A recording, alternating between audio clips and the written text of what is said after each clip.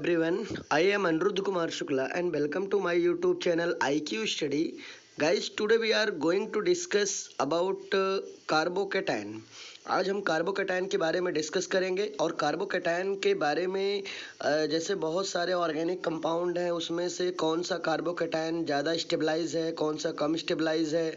ठीक है, तो ऑर्गेनिक कंपाउंड की स्टेबिलिटी चेक करने के लिए जो है हम लोग कार्बोकैटायन को अच्छे से डिस्कस करेंगे और किस प्रकार का ऑर्गेनिक कंपाउंड की कितनी स्टेबिलिटी हो सकती है वो सब के बारे में बहुत बढ़िया डीप में डिस्कस करेंगे। तो ये इम्पॉर्टेंट है, mainly important for IIT, neat and जो बच्चे 12th सीबीएसई बोर्ड में हैं उनके लिए वेरी इंपॉर्टेंट है। तो ये जो है आपसे जितना मैंने बताया आईआईटी, नीट और सीबीएसई फॉर क्लास 12th, ठीक है, ऐसे बच्चों के लिए बहुत ही इंपॉर्टेंट वीडियो है। और ये वीडियो आई थिंक हमें 2 या 3 पार्ट में बनाना पड़ेगा कार्बोकैटायन का। ठीक है, तो मैं रिक्वेस्ट करता हूँ कभी जितने भी हमारे गाइस, हमारे फ्रेंड्स के पास वीडियो पहुँचा है, जो लोग अभी सब्सक्राइब नहीं किए हैं वो लोग चैनल को अच्छे से सब्सक्राइब कर लीजिए। चैनल को सब्सक्राइब करने के बाद बेल आइकन को प्रेस करिए जिससे सारी वीडियोस हमारी आपके पास पहुँचती रहें। Okay guys, without wasting time let's start. तो आज हम लोग, जैसे कि मैं बताया कि हम लोग कार्बोकैटायन, अभी पिछले वीडियो में मैं कार्बोकैटायन के बारे में बहुत अच्छे से डिस्कस किया था।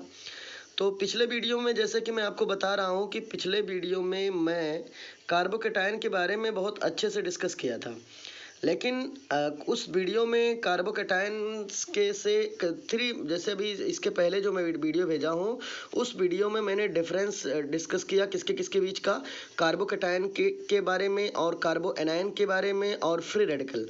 Then you can say difference between carbocation, carbanion and free radical. तो इनके बारे में मैंने बहुत अच्छे से डिफरेंट, इनके बीच में अंतर क्या है इसके बारे में और इनकी बेसिक थीम क्या है, ये सब हमने डिस्कस किया। लेकिन अब ये वीडियो पार्ट 1 है कार्बोकैटायन से रिलेटेड, इसलिए इस वीडियो में हम लोग एक बार फिर से कुछ बेसिक चीज़ें जो पढ़े हैं उसको साथ बढ़ते रहेंगे और डीप में पढ़ेंगे इसके बारे में, और कैसे चेक करेंगे कि कैसे कौन स्टेबलाइज ज़्यादा है, कौन कम है। और इसमें हम लोग चेक करेंगे कहाँ पे हाइपर कंजुगेशन वर्क करता है, कहाँ पे जो है हमारा इलेक्ट्रोफिलिक रेजोनेंस इफेक्ट वर्क कहाँ पे करता है। ठीक है, तो हमारा रेजोनेंस कहाँ पे वर्क करेगा, कहाँ पे हाइपर कॉन्जुगेशन वर्क करेगा, कहाँ पे इंडक्टिव इफेक्ट वर्क करता है। ठीक है, तो इन सब चीज़ों के बारे में हम लोग डिस्कस करेंगे। तो गाइज मैं थोड़ा बताना चाह रहा हूँ, तो हम लोग जैसे कि कार्बोकैटायन के बारे में सबसे पहले डिस्कस करेंगे। कार्बोकैटायन में डिस्कशन से पहले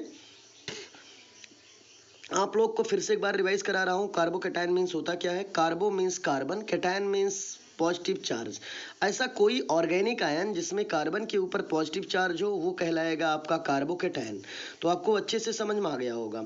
ठीक है, और अब मैं थोड़ा सा और भी कुछ चीज़ें हैं जिसको हम लोग डिस्कस करते हैं, जैसे कि दिया है कार्बोकैटायन को हम कहते हैं carbonium ion. It means you can से carbocation, it is also called carbonium ion. जैसे कि नोट भी है, आपको दिख रहा होगा, दिया है, क्या देख रहे हैं आप अच्छे से, दिया है it is also known as carbonium ion. Means carbocation को कार्बोनियम आयन के नाम से भी जाना जाता है।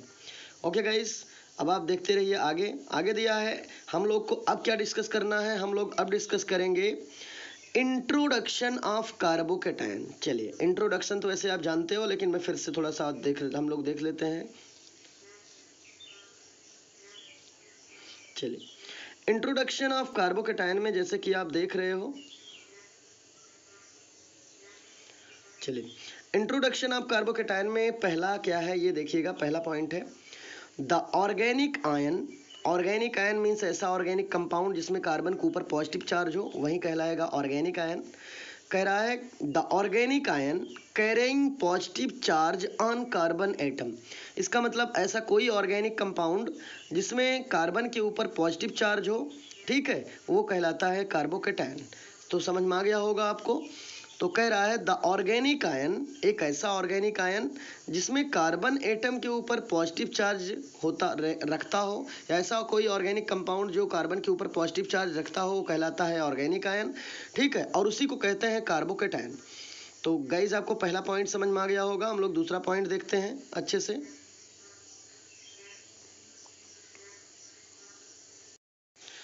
ओके, तो अब हम लोग देखते हैं, जैसे कि मैं बता रहा था, पहला पॉइंट हमने अच्छे से डिस्कस कर लिया। अब हम दूसरा पॉइंट डिस्कस करते हैं। दूसरा सेकंड पॉइंट है they are very reactive and short lived. ठीक है, इसका मतलब ये हुआ जो कार्बोकैटायन होते हैं, वो बहुत रिएक्टिव होते हैं और शॉर्ट लिव होते हैं। शॉर्ट लिव का मतलब है यहाँ पे ऐसे नॉर्मल समझना हमको है, ठीक है, कि उनका जो कार्यकाल होता है, जीवन काल होता है, वो बहुत कम समय के लिए होता है। तो ये समझने की नीड है और आपको अच्छे समझ में आ रहा होगा। कार्बोकैटायन, एक बार फिर से मैं रिवीजन कर रहा हूँ, carbo means carbon, cation means positive charge. तो ऐसा कोई भी ऑर्गेनिक आयन जिसमें कार्बन के ऊपर पॉजिटिव चार्ज हो वो कहलाएगा कार्बोकैटायन। ठीक है, तो आपको अच्छे समझ में आ गया होगा। यही पहला पॉइंट में था द ऑर्गेनिक आयन, ऐसा कोई ऑर्गेनिक आयन जिसमें कार्बन के ऊपर पॉजिटिव चार्ज हो कहलाता है कार्बोकैटायन।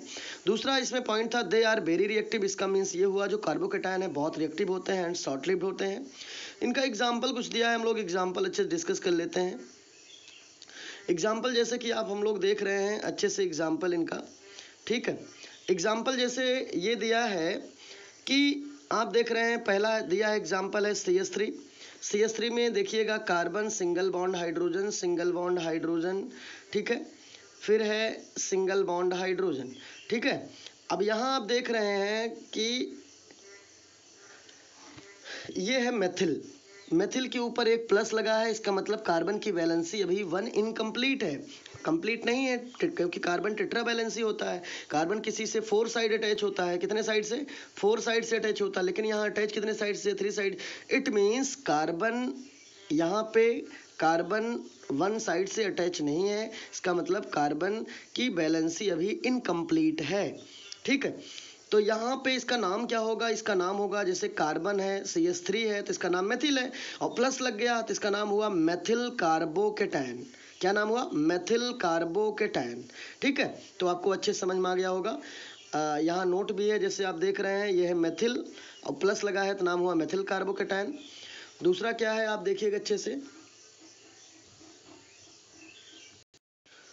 तो दोस्तों जैसे कि आपको ये पहला समझ में आ गया होगा, जैसे यहाँ पे ये हमारा ऑर्गेनिक आयन है। ऑर्गेनिक आयन बना किससे होता है? हाइड्रोकार्बन से।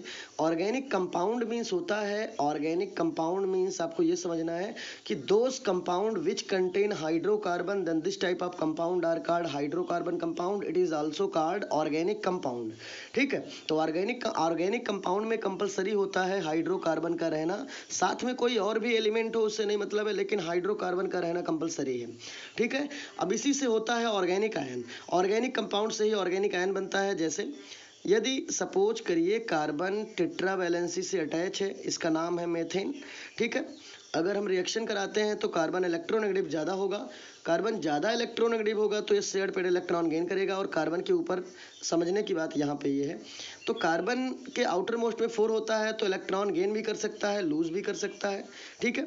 यदि इलेक्ट्रॉन गेन करेगा तो इसके ऊपर माइनस चार्ज होगा, इसके ऊपर पॉजिटिव चार्ज होगा, और ऐसे कंडीशन में आपको ये समझना है, ऐसे कंडीशन में यहाँ पर देखते रहिएगा, जब इलेक्ट्रॉन गेन कर लेगा तो ऐसे कंडीशन में स्टूडेंट्स मैं आपको बता रहा हूँ तो ये बचेगा बस इतना, ठीक है। ऐसे कंडीशन में इतना बचेगा और इसका नाम होगा कार्बो। अच्छे से देखिएगा इसका नाम क्या होगा, इसका मैंने सॉरी हटा दिया, फिर से मैं बता रहा हूँ। देखिएगा कार्बन से 3 साइड में हाइड्रोजन लगा हुआ है, ठीक है, अच्छे से देखिएगा ये लगा हुआ है, 3 साइड से हाइड्रोजन है यहाँ पे। तो यहाँ पे ये समझने की नीड है मेन कि यहाँ देखना है। तो गाइस जैसे कि आपको पहला समझ में आ गया होगा, तो मैं ये बताना चाह रहा था, जैसे सपोज करिए कार्बन से 3 साइड हाइड्रोजन लगा हुआ है, ठीक है, 3 या 4 कर दो, 4 कर दीजिए, तो इसका नाम हो गया मेथेन। आपको मालूम है इसका फार्मूला है CH4, ठीक है, इसका नाम हो गया मेथेन। जब मेथेन इसका नाम हो गया तो आपको ये समझना है अब आगे कि जो इसमें ब्रेकिंग होती है, ब्रेकिंग लुक लाइक एज कुछ ऐसे होती है। सपोज करिए यदि देखिए वैसे नॉर्मल अगर कार्बन हाइड्रोजन में देखा जाए तो carbon is more electronegative then hydrogen, तो हाइड्रोजन से ज़्यादा इलेक्ट्रोनेगेटिव कार्बन है, इसलिए shared paired electron carbon gain कर लेगा, और जैसे गेन करेगा कार्बन के ऊपर चार्ज कैसा आएगा? माइनस, और हाइड्रोजन के ऊपर चार्ज आएगा पॉजिटिव, ठीक है। तो इस प्रकार से बाद में जो बनता है वो बनता है कुछ ऐसे, CH3, ठीक है, और कार्बन के ऊपर पॉजिटिव चार्ज, हाइड्रोजन तो निकल गया, सॉरी सॉरी सॉरी, कार्बन के ऊपर नेगेटिव चार्ज होना चाहिए, ठीक है, कार्बन के ऊपर चार्ज नेगेटिव होना चाहिए। बार बार ये थोड़ा सा सॉरी, इसके लिए 1 मिनट वेट करिए, मैं स्पीड में बता रहा हूँ।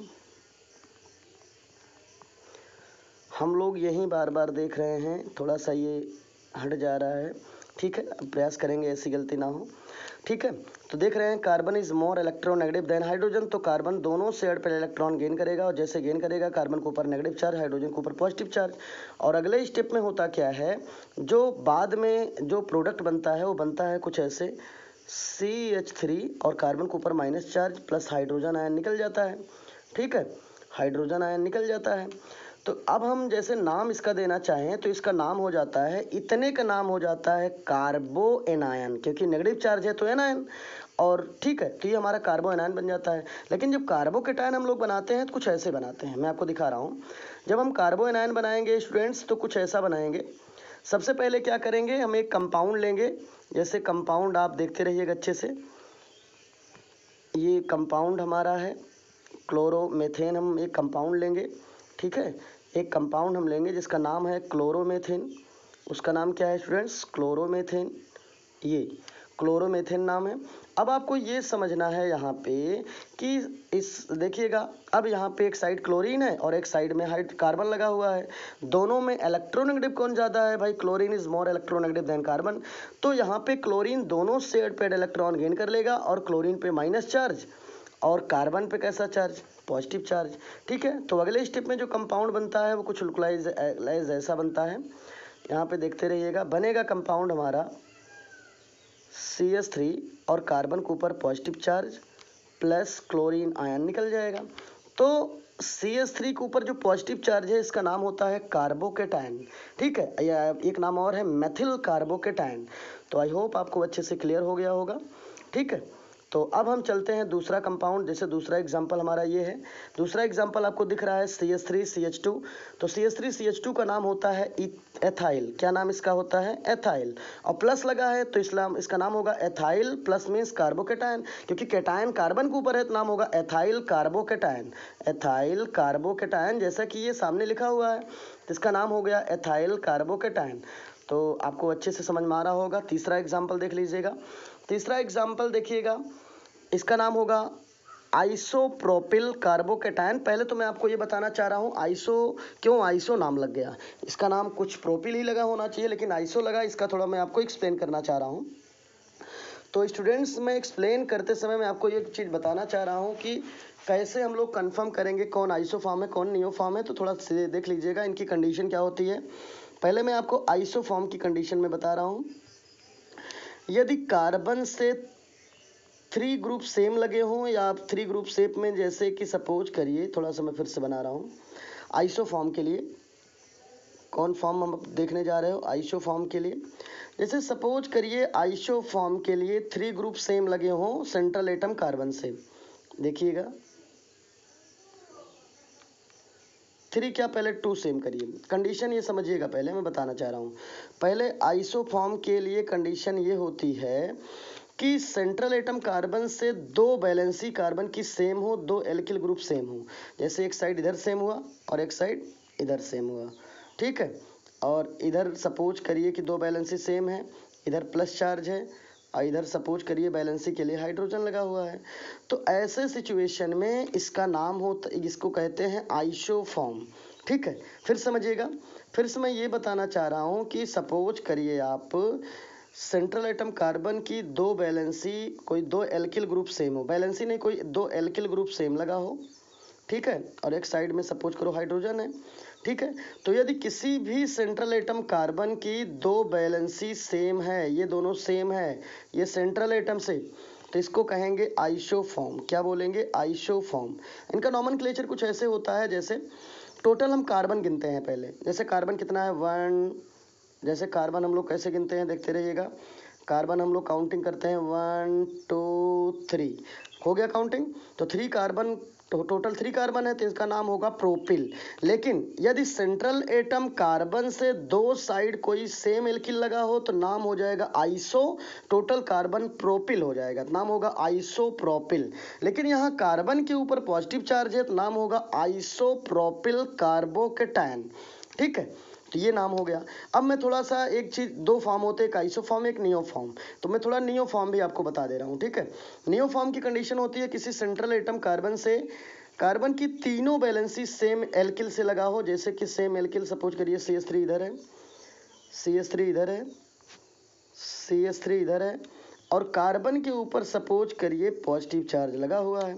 तो किसी सेंट्रल एटम कार्बन से कार्बन की 3 वैलेंसी सेम एल्किल ग्रुप से लगा हो, या कोई, देखिए कंडीशन क्या है, कंडीशन बस इतना है कि यदि सेंट्रल एटम कार्बन से, मैं बार बार एक चीज समझाना चाह रहा हूँ, सेंट्रल एटम कार्बन से यदि सपोज करिए 2 एल्किल सेम हो तो आइसोफॉर्म, 2 से सेंट्रल एटम कार्बन से यदि 2 एल्किल लगा हो, केवल 2 एल्किल सेम हो तो नाम आइसोफॉर्म, 2 से अधिक एल्किल अगर सेम लगे हो तो नियोफॉर्म। बहुत सिंपल है। जैसे यहाँ से 2 से अधिक एल्किल है, देखिएगा 1 2 3, तो 3 सेम है। यदि सपोज करिए ऊपर भी सेम ही लगा होता, CH3 लगा होता, ठीक है, यदि सपोज करिए ऊपर भी CH3 ही लगा होता, ऊपर भी CH3 लगा होता, तब भी इसका फॉर्म नियो ही होता।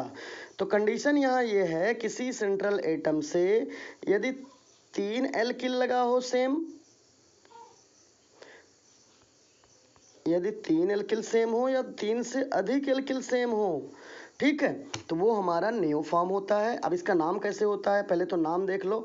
देखो पहले कंडीशन देखो, सेंट्रल एटम कार्बन से कितने एल्किल सेम लगे हैं भाई, 1 2 3 4, तो तुरंत जान लो नियो फॉर्म है। क्योंकि यदि सेंट्रल एटम कार्बन से 2 ही केवल सेम हो तब आइसो फॉर्म होगा, लेकिन 2 से अधिक सेम हो जाएंगे तो नियो फॉर्म होगा।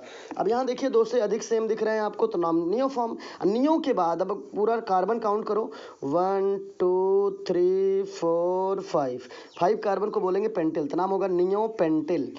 नियो पेंटिल क्या, नियो पेंटेन हो जाएगा, क्योंकि कार्बन की सभी वैलेंसी मेंटेन है इसलिए नाम होगा नियो पेंटेन। तो ये इसका कॉमन नाम हुआ नियो पेंटेन। लेकिन सपोज करिए यदि एक ऐसा एग्जांपल दिया हो, किसी सेंट्रल एटम से 3 साइड से एल्किल ग्रुप सेम हो, ठीक है, 3 साइड से एल्किल ग्रुप सेम हो, तो नाम होगा इसका, पहले आप देखिए कंडीशन, किसी सेंट्रल एटम कार्बन से मैं देख रहा हूँ कितने एल्किल ग्रुप सेम लगे हैं, तो किसी सेंट्रल एटम कार्बन से 3 एल्किल, यदि सपोज करो 2 एल्किल सेम होते तो आइसो होता, 2 से अधिक लग गया तो नियो हो गया। अब नाम क्या होगा भाई, नियो, और टोटल कार्बन 4 है तो नियो ब्यूटिल। ठीक है, काउंटिंग कर लो, 1 2 3 4 है तो नियो ब्यूटिल, लेकिन प्लस लग गया तो नियो ब्यूटिल कार्बोकेटायन। तो आपको अच्छे से अब समझ में आ गया होगा iso and neo form. Okay guys, अब हम देखते हैं एग्जांपल जो है। अब इसका नाम जैसे देख लो, देखो सेंट्रल एटम कार्बन से 2 एल्किल ग्रुप सेम लगे हैं तो इसका नाम हुआ, तुरंत जान लो यदि 2 सेम होगा तो आइसोफॉर्म, और इसी सेंट्रल एटम कार्बन से 2 से अधिक एल्किल अगर सेम लगे हों तो उसका नाम नियो फॉर्म। तो यहाँ पे 2 ही सेम है इसलिए फॉर्म आइसो, 3 कार्बन है तो प्रोपिल, 3 कार्बन है तो प्रोपिल, और प्लस लगा है तो आप प्रोपिल के बाद कार्बोकेटायन, तो नाम हो जाएगा जैसे कि आपको दिख भी रहा है आइसोप्रोपिल कार्बोकेटायन। तो बहुत अच्छे से समझ में आ गया होगा आपको। अब हम थोड़ा आगे चलते हैं, कुछ और एग्जांपल देखते हैं।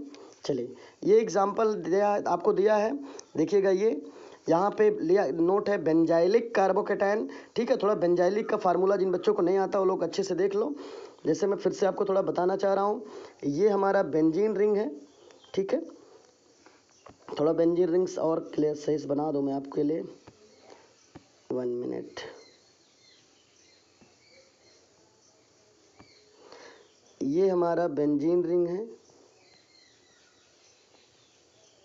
चलिए बेंजीन रिंग है, ठीक है। बेंजीन में चाहे आप सर्कल बीच में करो, चाहे alternate single and double bond लगा लो, ठीक है, बेंजीन है। बेंजीन में जैसे कोई सपोज करो ऊपर कोई ग्रुप लगा है, ठीक है, ग्रुप को कहते हैं हम, सपोज करो कोई की एटम लगा है, कोई ग्रुप लगा है ऊपर, तो जैसे ही बेंजीन रिंग में कोई ग्रुप लगता है उसी के जस्ट बाद जो कॉर्नर होते हैं उनका पोजीशन का नाम कैसा होता है वो आपको मैं बताना चाह रहा हूँ। उनका पोजीशन का नॉमेनक्लेचर कैसे होता है, जैसे रिंग के ऊपर जैसे ही कोई ग्रुप ऊपर लगा उसके जस्ट बाद जो पोजीशन आएगा कार्बन की, ये कार्बन की पोजीशन है, आपको दिख रहा होगा, नहीं दिख रहा तो मैं दिखा दे रहा हूँ। ये सब कार्बन की पोजीशन है, ये सब किसकी पोजीशन है? कार्बन की। ये कार्बन की है, ये कार्बन की, ये कार्बन की, ये कार्बन की, ये कार्बन की, ये कार्बन, तो टोटल 6 कार्बन आपको दिख रहा होगा। ठीक है, तो ये कार्बन की पोजीशन हो गई। इसके बाद मैं बता रहा हूँ कि ये हमारा जैसे कोई ग्रुप लगा है, रिंग में जैसे कोई ग्रुप लगा, रिंग में जैसे ही कोई ग्रुप या कोई की एटम लगा, ठीक है, उसी के जस्ट बाद जो कॉर्नर आएंगे इनका नाम होगा आर्थो पोजीशन। क्या नाम होता है? Ortho position. ठीक है, इधर आर्थो तो इधर भी आपका आर्थो पोजीशन होगा। ठीक है, उसके जस्ट बाद जो होता है वो मेटा पोजीशन होता है। मेटा पोजीशन तो इधर भी मेटा ही पोजीशन होगा आपका। और सबसे नीचे जो होता है उसे बोलेंगे पैरा पोजीशन। क्या बोलेंगे? Para position, para position. ठीक है, तो समझ में आ रहा होगा आपको अच्छे से आर्थो मेटा पैरा का डायरेक्ट ये कैसे पोजीशन क्लियरिफाई होगा।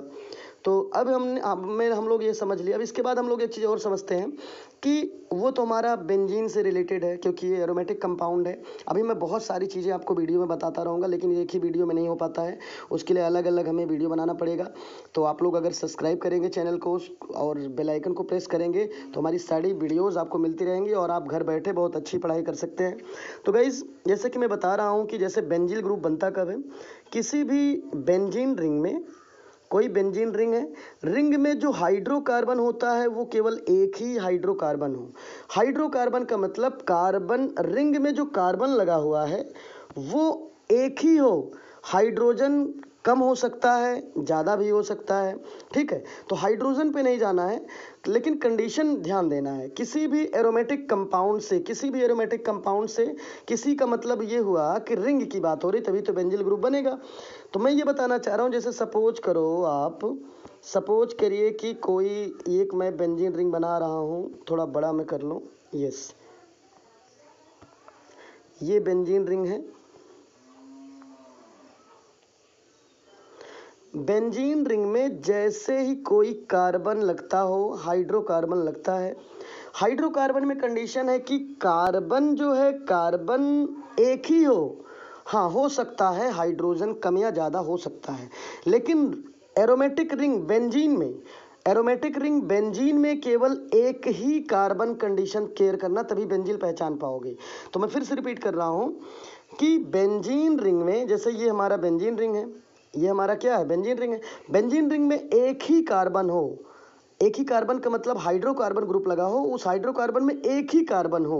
ठीक है, एक ही कार्बन हो। अब ये बैलेंसी के लिए एक ही कार्बन होगा तो हमें H2 लगाना पड़ेगा, तो H2 मैंने कर दिया। ठीक है, तो कंडीशन ये है कि इधर सपोज करो इधर कोई ग्रुप लगा हुआ है। ठीक है, थोड़ा मैं छोटा करके बना रहा हूँ, आप देखिएगा, मैं इस साइड ऐसे बना रहा हूँ, ऐसे आपको ज़्यादा अच्छा दिखेगा। चलिए, एरोमेटिक रिंग है और इधर CH2 ग्रुप है, ये इधर ऐसे छोड़ दो। ठीक है, तो यहाँ समझने की बात आपको ये है कि इस एरोमेटिक कंपाउंड में आपको क्या केयर करना है, ये समझने की बात होती है। इस एरोमेटिक, जैसे देख रहे हैं आपकी, ये हमारा बेंजीन रिंग है, ये बॉन्ड लगा हुआ है, उससे CH2 ग्रुप लगा हुआ है। तो कहने का कंडीशन क्या है? बेंजील ग्रुप बनता कब है, बेंजाइलिक ग्रुप बनता कब है? तो ये हमारा बेंजीन रिंग है। बेंजीन रिंग से हाइड्रोकार्बन में कार्बन 1 ही टाइम्स होना चाहिए। 1 टाइम्स का मतलब है कार्बन केवल एक हो बस। ठीक है, फिर समझिए, किसी भी एरोमेटिक रिंग का मतलब ऐसा एरोमेटिक रिंग लीजिए जिसमें बेंजीन हो। तो हमने एक एरोमेटिक कंपाउंड लिया जिसका नाम बेंजीन है। बेंजीन में हमने कंडीशन क्या बताया बेंजाइलिक के लिए कि बेंजीन रिंग में एक हाइड्रोकार्बन ग्रुप हो जिसमें कार्बन एक ही हो बस, हाइड्रोजन कम ज़्यादा हो सकता है। ठीक है, तो ये हमारा कहने का सेंस है, हाइड्रोजन एक ही हो, सॉरी, कार्बन एक ही हो। हाइड्रोजन कम ज़्यादा इसलिए हो सकता है क्योंकि यहाँ पे कार्बन की बैलेंसी मेंटेन करने के लिए हाइड्रोजन कम ज़्यादा हो सकता है, लेकिन कंडीशन है कि कार्बन केवल 1 ही टाइम्स आए बस, ये ध्यान देना है। 1 टाइम का मतलब एक बार कार्बन लगा हो बस। तो तुरंत जान लीजिए ये रिंग बेंजाइलिक रिंग होगा, या आप कह सकते हो बेंजिल ग्रुप होगा। तो अच्छे से समझ में आ गया होगा। फिर से एक बार अच्छे से देखो, ये एक एरोमेटिक कंपाउंड है, एरोमेटिक का मतलब बेंजीन रिंग है। बेंजीन रिंग में सपोज करो CH ग्रुप लगा हो, सपोज करो Cl लगा है, उससे नहीं दिक्कत है, लेकिन रिंग क्या लगा है ये आपको ध्यान देना है। तो कंडीशन कैसे जानोगे बेंजाइलिक ग्रुप है कि नहीं है? तो देखो, मैं कंडीशन क्या बताया पहचानने का, सपोज करो इधर CH2 ग्रुप लग गया है। अब आपको कोई कह दे इसका नाम बताओ, तो आप सबसे पहले चेक करेंगे ग्रुप कैसा है। तो ग्रुप चेक करने के लिए एक काम करना होगा आपको, तुरंत काम ये करना होगा, सबसे पहले देखना पड़ेगा कंपाउंड कैसा है। तो देखेंगे सबसे पहले एरोमेटिक रिंग बेंजीन है, बेंजीन से हाइड्रोकार्बन ग्रुप लगा है। हाइड्रोकार्बन में कार्बन एक ही बार है, एक ही बार है, इसका मतलब तुरंत जान लीजिए ये पूरा ग्रुप हमारा इतना बड़ा ग्रुप बेंजाइलिक ग्रुप है। कौन सा ग्रुप है? इतना बड़ा ग्रुप हमारा ये बेंजाइलिक ग्रुप है। और बेंजाइलिक से क्लोरीन लगा है तो नाम होगा बेंजाइलिक क्लोराइड। एकदम बेचक बताइए सर, बेंजाइलिक क्लोराइड नाम है, ठीक है। और ग्रुप बेंजिल पहचानने का तरीका है, कोई एरोमेटिक रिंग है, ठीक है, एरोमेटिक रिंग है, एरोमेटिक रिंग से आपको बस हाइड्रोकार्बन देखना है। बस हाइड्रोकार्बन का मतलब बेंजीन रिंग में जो हाइड्रोकार्बन लगा है उसमें कार्बन केवल एक ही बार हो, कार्बन केवल एक ही बार हो, हाइड्रोजन कम ज़्यादा हो सकता है। यदि ऐसा है तो ऐसा एरोमेटिक बेंजीन रिंग मतलब ऐसा कंपाउंड एरोमेटिक का, ठीक है, जिसमें कोई एरोमेटिक कंपाउंड बेंजीन हो और उस बेंजीन से जो ग्रुप लगा हो उस वो हाइड्रोकार्बन ग्रुप हो। हाइड्रोकार्बन में कार्बन केवल एक ही बार हो, हाइड्रोजन कम ज़्यादा हो सकता है, ठीक है। तो इतने पूरे बड़े ग्रुप को, इतने पूरे बड़े ग्रुप को नाम होगा बेंजाइलिक ग्रुप। तो आपको बेंजाइलिक ग्रुप बहुत अच्छे से आ गया होगा, ठीक है। तो यही आपको यहाँ समझना है। जैसे देखिएगा रिंग के ऊपर CH2 लगा है, एक ही हाइड्रोकार्बन है, कार्बन एक ही है, कार्बन के ऊपर पॉजिटिव चार्ज लगा हुआ है। तो आपको ये समझ में आ गया होगा अच्छे से कि रिंग के ऊपर जो CH2 है उसके ऊपर प्लस चार्ज लगा हुआ है, ठीक है। तो आप देख रहे हैं अच्छे से रिंग के ऊपर क्या लगा है, CH2 है। रिंग के ऊपर CH2 में C के ऊपर पॉजिटिव चार्ज है, तो रिंग के ऊपर CH2 में हाइड्रोकार्बन एक ही है, इसका मतलब बेंजाइलिक ग्रुप है, प्लस लगा है तो नाम होगा बेंजाइलिक कार्बोकेटाइन। तो नाम हुआ बेंजाइलिक कार्बोकेटाइन। इसका नाम चेक कर लेते हैं नीचे का, जो नीचे दिया है। चलिए ठीक है, इसका नाम हम लोग अच्छे से देखते हैं। चलिए इसका नाम देखिएगा, इसका नाम कैसे पढ़ेंगे भाई? इसका नाम तो आपको मालूम है, इसको कहते हैं साइक्लोप्रोपेन इसका नाम है। लेकिन जैसे कोई ग्रुप लग जाएगा इसका नाम हो जाएगा साइक्लोप्रोपिल। ऊपर CH2 है तो आप समझते रहिएगा अच्छे से। जैसे सपोज करिए ये जो है इसका नाम है साइक्लोप्रोपेन, जैसे कोई ग्रुप लगा तो यहाँ पर एक हाइड्रोजन की कमी हो जाती है, जिसके कारण इसका नाम हो जाता है, इसमें इल ग्रुप जुड़ जाता है। इल का मतलब एल्काइलिक ग्रुप अटैच हो जाएगा। किसी भी एक चीज़ मैं और समझाऊं सबसे पहले, कोई भी आप अच्छे से समझिए, कोई भी एल्केन ग्रुप से, एल्केन फैमिली से यदि एक हाइड्रोजन आप हटा देंगे तो जो नया ग्रुप बनेगा वो बन जाएगा एल्किल ग्रुप। क्या बन जाएगा? नया ग्रुप जो बनेगा स्टूडेंट्स उसका नाम होगा एल्किल ग्रुप। अच्छे समझिएगा।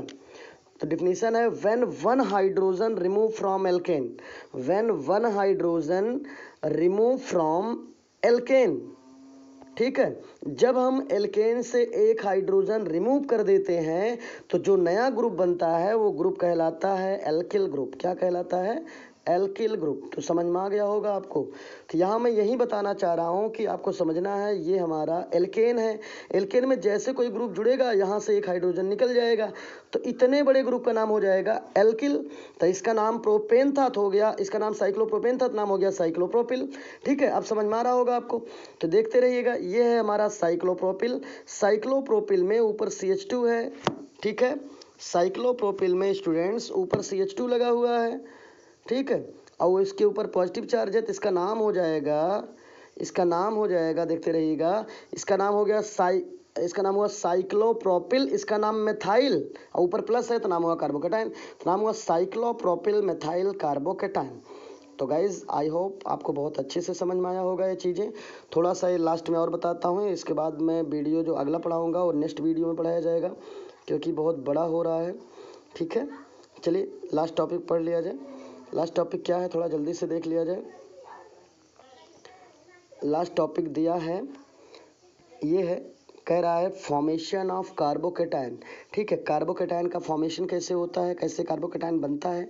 तो ठीक है, जो लिखा है पहले हम लोग उसको पढ़ते हैं फिर आगे चलते हैं, ठीक है। तो क्या कह रहा है उसको अच्छे से समझिए। पहले कह रहा है, पहला पॉइंट क्या है, कैसे फॉर्मेशन करोगे। When covalent bond, covalent bond क्या होता है मैं बता रहा हूँ। Single bond, double bond, triple bond, ठीक है, आर कॉल्ड कोवैलेंट बॉन्ड। चलो कोवैलेंट बॉन्ड की और अच्छी डिफिनीशन मैं आपको बता रहा हूँ, सुनिएगा।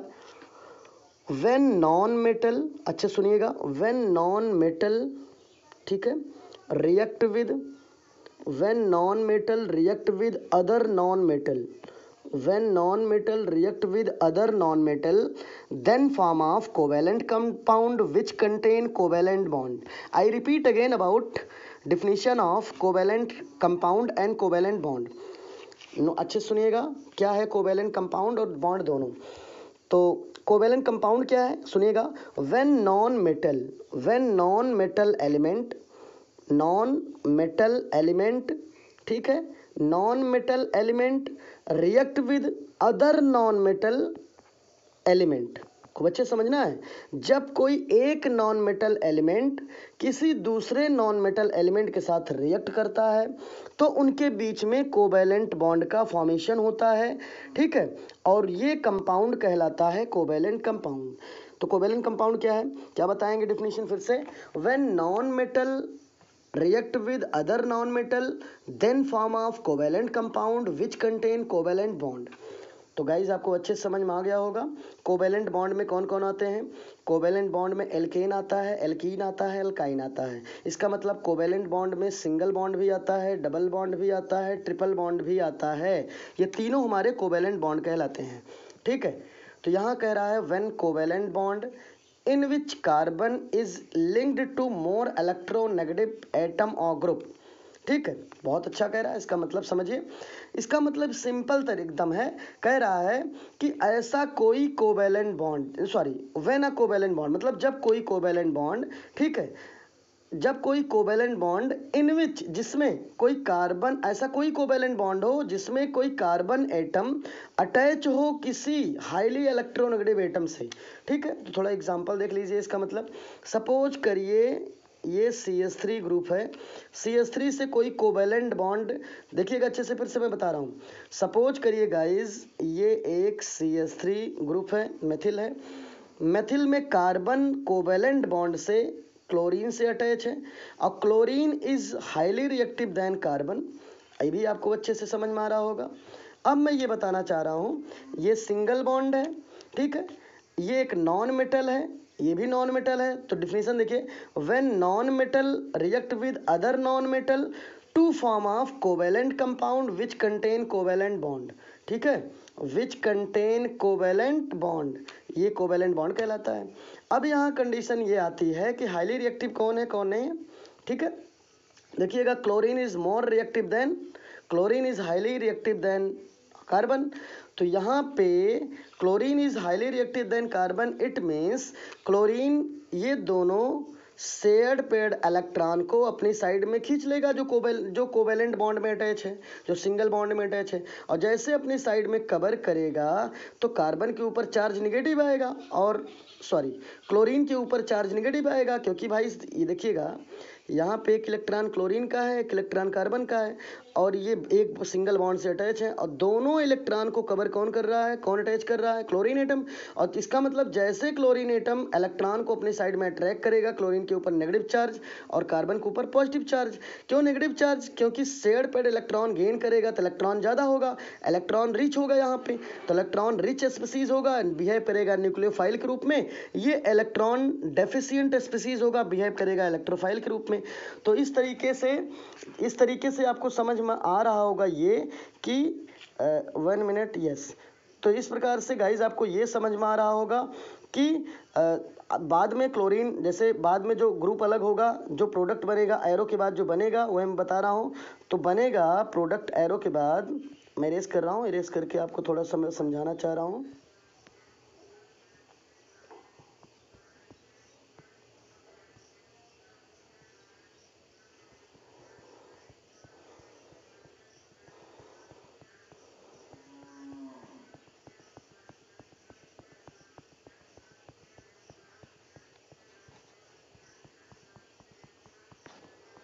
चलिए आप देख रहे हैं अच्छे से.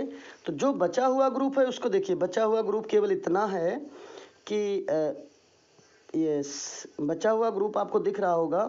बचा हुआ ग्रुप ज़्यादा नहीं है, बचा हुआ ग्रुप इतना है जिसका नाम मैं इरेज करके दिखा रहा हूँ. बचा हुआ ग्रुप जो है उसका नाम है CH3 और कार्बन के ऊपर पॉजिटिव चार्ज है. इस प्रकार से ये हमारा बन के रेडी हुआ. प्लस बाई प्रोडक्ट में जो निकलता है, बाई प्रोडक्ट में निकलेगा Cl-. ठीक है, तो हमारा इसका मतलब जो प्रोडक्ट बना हमारा मेथाइल कार्बोकेटायन, और इस प्रकार से मेथाइल कार्बोकेटायन का फॉर्मेशन हो जाता है।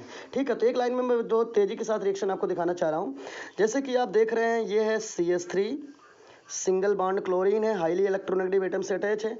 तो आपको मालूम है हाईली इलेक्ट्रोनेगेटिव एटम से अटैच है तो क्लोरीन दोनों शेयर्ड पेड इलेक्ट्रॉन को गेन करेगा, यहाँ पे माइनस चार्ज, यहाँ पे पॉजिटिव चार्ज।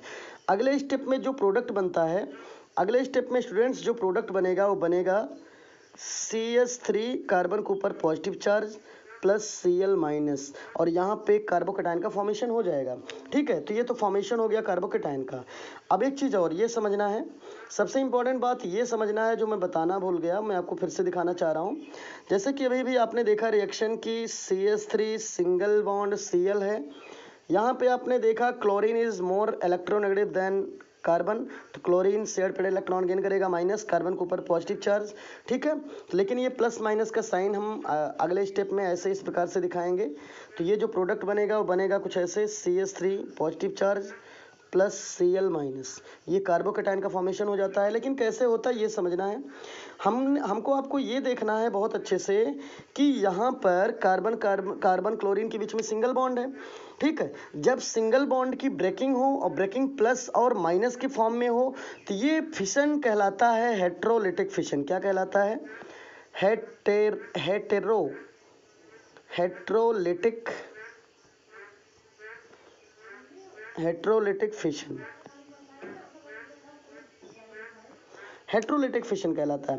भाई फिशन भी दो टाइप का होता है। फिशन मीन्स होता है बॉन्ड का टूटना। ठीक है, फिशन मीन्स होता है बॉन्ड का टूटना। बॉन्ड किस तरीके से फिशन हो रहा है, बॉन्ड कैसे टूट रहा है, तो ये दो टाइप में होता है। एक होता है हेट्रोलिटिक फिशन, मैं आपको शॉर्ट फॉर्म में समझा रहा हूँ। एक होता है हेट्रोलिटिक फिशन, और एक पहला होता है हेट्रोलिटिक और दूसरा होता है होमोलिटिक। क्या होता है? होमोलिटिक। ठीक है, एक होता है हेट्रोलिटिक, एक होता है होमोलिटिक। तो ऐसा कोवेलेंट बॉन्ड जो ब्रेक होने के बाद आयन के फॉर्म में ब्रेक हो, प्लस या माइनस के फॉर्म में, ठीक है, उसे कहेंगे हेट्रोलिटिक फिशन। और ऐसा कोई कोवेलेंट बॉन्ड जो आयन के फॉर्म में ब्रेक ना हो, ऐसा कोई कोवेलेंट बॉन्ड जो प्लस या माइनस में ना ब्रेक हो, जिसकी ब्रेकिंग हो फ्री रेडिकल फॉर्म में, फ्री रेडिकल का मतलब डार्ट के फॉर्म में, वो कहलाता है होमोलिटिक फिशन। अच्छा, मैं थोड़ा एग्जांपल दिखा दूं दोनों का जल्दी। जैसे H सिंगल बॉन्ड Cl है तो क्लोरीन, अब यहाँ पे ये समझना है कि आपको कि एक इलेक्ट्रॉन ये क्लोरीन का है, एक इलेक्ट्रॉन ये हाइड्रोजन का है। हाइड्रोजन यहाँ पे इलेक्ट्रोनेगेटिव कम है, क्लोरीन ज़्यादा है, क्लोरीन दोनों शेयर्ड पेड इलेक्ट्रॉन गेन कर लेगा। तो अगले स्टेप में कुछ ऐसे ब्रेकिंग होती है H plus plus Cl minus. ठीक है, तो ये ब्रेकिंग केटायन और एनायन के फॉर्म में हो रहा है। आयन ना, केटायन एनायन के फॉर्म में, केटायन और एनायन कहलाते हैं आयन। आयन क्या होता है मैं वो भी बता दे रहा हूँ। Ion electrically charge on an atom are called ion. I repeat again about ion. An electrically charged on an atom are called ions. Okay, there are mainly two type of ions: cations and anions. Cation means positive charge वाला, anion means negative charge वाला। ठीक है, तो आपको अच्छे समझ में आ रहा होगा। और जो केटायन और एनायन के फॉर्म में ब्रेकिंग होती है, यही फिशन कहलाता है हेट्रोलिटिक। क्या कहलाता है? Heterolytic fission. ठीक है, होमोलिटिक थोड़ा एग्जांपल देख लीजिए। जैसे H सिंगल बॉन्ड Br है, आप देखिएगा अच्छे से कि वन इलेक्ट्रॉन ब्रोमीन एटम का है, वन इलेक्ट्रॉन हाइड्रोजन एटम का है। ब्रोमीन अपना इलेक्ट्रॉन लेके अलग होता है, हाइड्रोजन अपना इलेक्ट्रॉन लेके अलग होता है, और जो प्रोडक्ट बनता है हाइड्रोजन के ऊपर 1 डॉट होगा और ब्रोमीन के भी ऊपर 1 डॉट होगा। कैसे होगा आप देखिएगा, इसलिए होगा कि एक देखो 1 डॉट ब्रोमीन के ऊपर होगा और 1 ही डॉट हाइड्रोजन के ऊपर होगा, क्योंकि एक ही इलेक्ट्रॉन हाइड्रोजन का था जो अपना लेके अलग हुआ, इसका भी एक ही इलेक्ट्रॉन था जो अपना लेके अलग हुआ। तो देखिए, इसका नाम हुआ हाइड्रोजन फ्री रेडिकल और इसका नाम हुआ ब्रोमीन फ्री रेडिकल। और इस प्रकार से ये न्यूट्रल फॉर्म में होते हैं। किस फॉर्म में होते हैं? Neutral form. और इस प्रकार के फिशन को हम कहते हैं होमोलिटिक फिशन। क्या बोलते हैं? होमोलिटिक